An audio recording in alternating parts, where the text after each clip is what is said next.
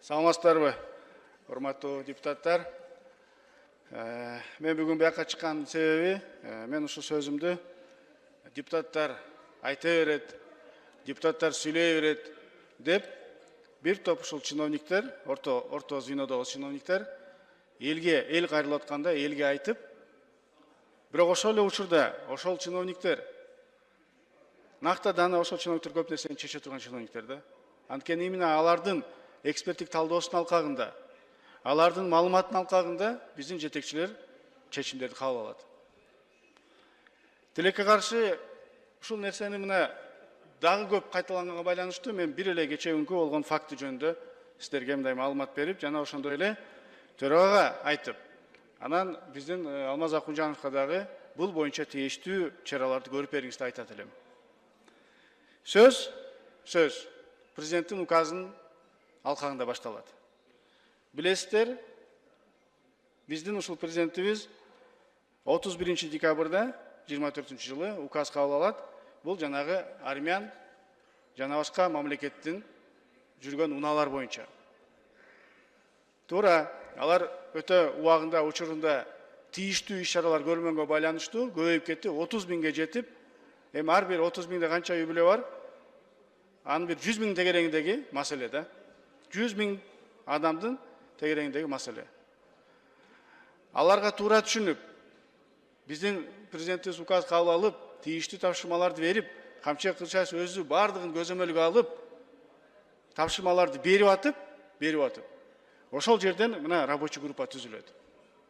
Рабочий группа бардыгын иликтеп, алыктап, бизге маалыматты бересиңер, ошонун алкагында биз чечим кабыл алабыз деп айтат. Рабочий группага указдын алкагында 2 ай мөөнөт берилет. 1 мартта алар толук түрдө ишин бүтүрүш керек эле. Тилекке каршы 1 мартта бүтпөйт, 1 ай кечиктирип бүтүрөт. Бирок ал указ срок бүтө электеле.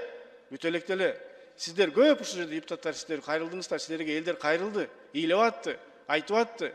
Биз дагы өзүбүздүн жанагы депутаттар менен, алар менен ошо рабочий группа менен совещание өткөздүк. Жыйын өткөздүк. 31 январда, мындайча айтканда указ чыккандан кийин 1 айдан кийин. 1 айдан кийин биз айттык, рабочий группа силерден дайын жок го, иштеп атасыңарбы? Силерде мына болгону бир кыска эле мөөнөт калды. 1 ай калды. Десек, жок, биз жетишебиз, 1 мартта чыгарабыз деди. Макул, биз анда элге азыр айтабыз, бизге эл кайрылып атат. 1 мартта күчүнө кирет экен деп. Макул деп алдады. Бирок 1 мартта чыккан жок. Андан кийин кайра жана акчасы 100 миң болуп кетиптир. Жөнөкөй эл көтөрө албайт экен. Чечип берип коюңуздар, түшүрүп берип коюңуздар деп бир эмес 3 жолу кат жазгам. Мына 3 жолу кат жазып кайрылып атам. Карап берип койсоңуздар, жок дегенде жетекчиге жеткизип коюңуздарчы. Туура эмес болуп атат. Анткени бир ошол президенттин указына сүйүнгөн адамдар 1 айда кайра тескеринче ар кандай жаман нерсеге өтө баштады. Нааразычылыкка өтө баштады, жаман сөздөргө өтө баштады. А биз бул жакта президент кылган жакшы нерсени кайра жокко чыгарып, жаманга чыгарып атпайбызбы? Койсоңор деп мен өзүм дагы ошол рабочий группанын жетекчисине чалдым. Зам министр экономики. Унаанын жетекчисине чалдым. Экөө тең макул түшүрөбүз, туура айтасыз. Чындап эле бир 15 миң сом айырмасы эмне чечет эле 15 миң сом? 15 миң сом эчтеке чечпейт. Келиңиздер чындап эле ошол элди колдоп коелу деп макул дешет дагы, бирок ошол өкмөттө администрация президентте да эксперт деген чечет, ошого айтып коюңузчу дейт. Ага да чалам. Ага да чалып айтам, бул жерде президенттин алкагында, указдын алкагында жакшы аягына чейин чыгарып коелу, элди колдоп коелу. Аны да макул дешет. Бирок андай эмес, кайра эле 100 миң бойдон, алдаган бойдон, туура эмес маалыматты жеткизген бойдон чыгарып калышат. Мына эми азыр Кудайга шүгүр, Камчыбек Кылычбаев кече кабыл алып, баасы түшөт деп атат. Бирок ошону элди кыйнабай эле, алдын ала эле айтып элек, эми обязательно барып Камчыбек Кылычбаевга жолугуп, ошол жактан маалыматты берип, ал кишинин да канча убактысын алганга алыш керек беле. Анын бардыгын атайын рабочий группа эмне үчүн түзүлдү эле? Ушул маселелерди чечиш үчүн түзүлдү эле да. Эми азыр дагы кайра бул эле токтомду кайра өзгөртөт. Мына кече кабыл алган 31 мартта кабыл алган токтомду кайра өзгөртөт. Өзгөрткөндө дагы бир 2 маселе калып кетти. Аны дагы билбейм, айттыбы кече айткан жокмун, мен бүгүн бирок бияктан суранып дагы айтып коеюн. Ошол чиновниктерге, ортодогу жанагы оюн кылган чиновниктерге. Эл дагы деле сурап атат. Макул, алар түшүнүп атабыз аларды. Убагында алып калган. Эми базарда сатып атсалар, анча-мынчасы мыйзамды билбейт экен, баары сатып алган да, аларда эмне күнөө? Болгондо дагы эң карапайым эл ошол жерде. Күнүмдүк өзүн жашоосун багып аткан ошол таксисттер. Акчасы болсо ошол машинени алмак беле, акчасы жок, наоборот, арзан машинеде ошол машинени алып алгандар. Эми аларга биз азыр чектөө киргизип койдук да. Бир эле жолу оформить этесиң, башка оформить этпейсиң, анан оформить эткен адам гана айдайт депчи.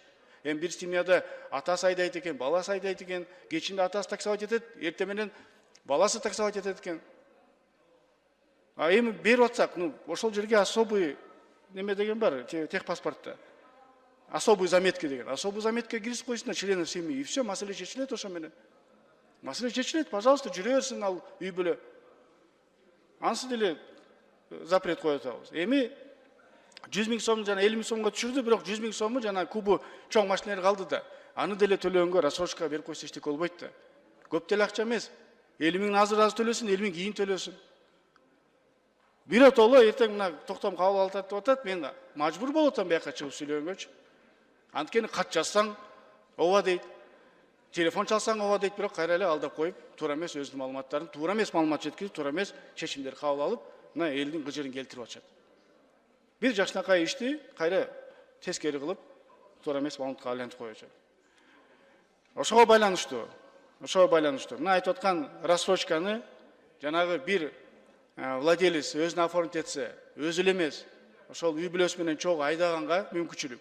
Анан жана бул машина эми чирип биякта жок болуп кетпесин, бирок кийин башка сыртка чыгарып, ошол алып келген мамлекетке кайра чыгарып сатып бергенге да мүмкүнчүлүк берип коелучу. Азыр аны дагы биз апель кылып койгонбуз да. Зачем Кыргызстанда сатпай эле койсун, макул, туура кайра эле баягы базар вокзал болуп кетпесин деп. Но башка мамлекетке сыртка чыгарып сатканга дагы мүмкүнчүлүктү берип коелу. Ушул 3 нерсени камтып жана айтып кетет элем. Бул жерде эми бул болгону бул причина эле. Мен бир эле бир факт эле айтып атам да. Тилекке каршы биздин урматтуу депутаттар, биз көп учурларда маселени козгогондо депутаттар айта берет, депутаттар сүйлөй берет деген туура эмес.